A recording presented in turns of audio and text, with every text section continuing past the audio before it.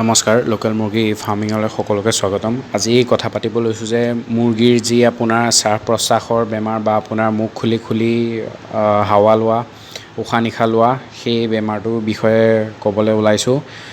সেই বেমাৰটো বিশেষকৈ আপোনাৰ ঠাণ্ডা দিনত বেছিকৈ দেখা যায়। গৰম দিনতো নোহোৱা নহয়, গৰম দিনতো হয়। গৰম দিনত যেতিয়া গৰমৰ পৰা ঠাণ্ডা পটককৈ আপোনাৰ বতৰ পৰিৱৰ্তন হৈ যায় তেতিয়া বেমাৰটো বেছিকৈ দেখা যায়। আৰু বেমাৰটো যেতিয়া আপোনাৰ ফাৰ্মৰ ভিতৰত ধূলি বালিৰ পৰিমাণ বেছি হ'ব তেতিয়াই আপোনাৰ মুৰ্গীৰ এই শ্বাস প্ৰশ্বাসজনিত ৰোগবোৰ হোৱা দেখা পোৱা যায়। আপোনাৰ যাৰ নেকি কাৰণে মুৰ্গী আপোনাৰ উশাহ নলীত আপোনাৰ কফ জমাবলৈ আৰম্ভ হয়, তাৰপিছতে সি মুখ খুলি খুলি হাৱা লোৱা দেখা যায়। এতিয়া মই আপোনাক কিছুমান আপোনাৰ কমাৰ্চিয়েল যোনবিলাক বজাৰত উপলব্ধ ঔষধ আৰু লগতে কিছুমান ঘৰুৱা পদ্ধতিও ক'ম, সেইখিনি কথা ক'ম। প্ৰথমতে আহিছোঁ ঘৰুৱা পদ্ধতিৰ কথা, কেনেকৈ কি ক'ত মিলাব। প্ৰথমতে হৈ গ'ল যিটো ডালচেনি হয়, ডালচেনি আপুনি 1 কেজি দানাত আপুনি 1 চামুচ মিলাই পেলাই মুৰ্গীক দিব পাৰে। 3 পৰা 4 দিন বা এসপ্তাহ দিলেও একো ছাইড এফেক্ট নাই। আৰু যদি পানীত দিম বুলি ভাবিছে আপোনাৰ আধা চামুচ 1 লিটাৰ পানীত দিব পাৰে। আৰু নহৰু যদি দিয়ে আপুনি 2-3 ফুটা নহৰু আপোনাৰ 1 লিটাৰ পানীত ধুনীয়াকৈ একদম পিচি পেলাই দি দিব পাৰে।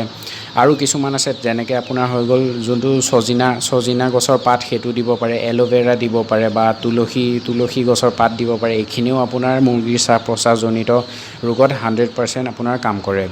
লগতে আপোনাৰ কিছুমান বজাৰতো উপলব্ধ আছে, এতিয়া বৰ্তমান অনলাইনো এভেইলেবল হয়। যেনেকৈ আপোনাৰ ৰেস্পিৰেটৰী হাৰ্বছ বুলি পেলাই এটা আছে বা আপোনাৰ ৰেস্পিফিট বুলি পেলাই আছে। সেয়া আপুনি যদি আপোনাৰ কমাৰ্চিয়েলি কৰি আছে তেন্তে সেয়াও ব্যৱহাৰ কৰিব পাৰে।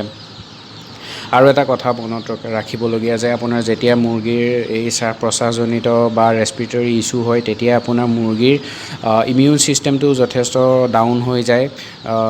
ইমিউন ছিষ্টেম যথেষ্ট ডাউন হ'লে সি খোৱা বোৱা কমাই দিয়ে বা তাৰ ৰোগ প্ৰতিৰোধ ক্ষমতা যথেষ্ট কমি যায়। সেইকাৰণে আপোনাৰ মুৰ্গীক যেতিয়া আপোনাৰ এই শ্বাস প্ৰশ্বাসজনিত বেমাৰ হয় তেতিয়া আপোনাৰ প্ৰিভেনশ্যন হিচাপে ইমিউন বুষ্টাৰ কিবা এটা ব্যৱহাৰ কৰি থাকিব লাগে। এনেও যিবোৰ আপোনাৰ ঘৰুৱা পদ্ধতি যিকেইটা সামগ্ৰীৰ কথা ক'লোঁ, সেইকেইটা সামগ্ৰীৰে আপোনাৰ মুৰ্গীৰ এনেও ইমিউনিটিও বুষ্ট হৈ থাকে যিখিনি ক'লোঁ। কিন্তু লগতে বাহিৰাকৈও আপুনি যদি ইমিউন বুষ্টাৰ দিব পাৰে, আপোনাৰ যদি বেছিকৈ মুৰ্গী আছে তেন্তে আপোনাৰ এইটো যথেষ্ট ভাল হয়।